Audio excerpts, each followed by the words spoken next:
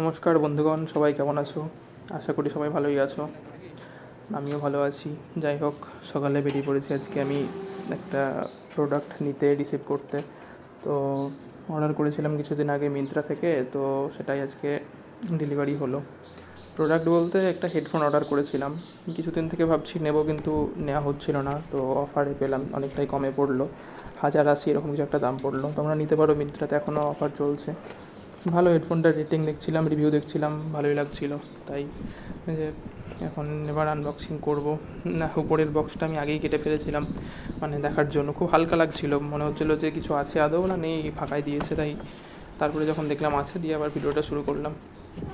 যাই হোক, এই যে সেই হেডফোনটা, রিয়েলমি ওয়্যারলেস 3, খুব ভালো নাকি, দেখা যাক কেমন ভালো হয়। আগে যেটা ইউজ করতাম সেটা বোটের। আসলে ওটা আমি আমার ইউজ করার আগে বাবা কিনেছিল ওটা, দিয়ে বাবা কিছুদিন ইউজ করার পরে আমাকে দিয়েছিল ইউজ করার জন্য। দিয়ে ইউজ করতাম, খুব রাফ ইউজ হতো, প্রচণ্ডই রাফ ইউজ হতো। বাজার কাটতে যেতাম ট্রেনে, বাসে।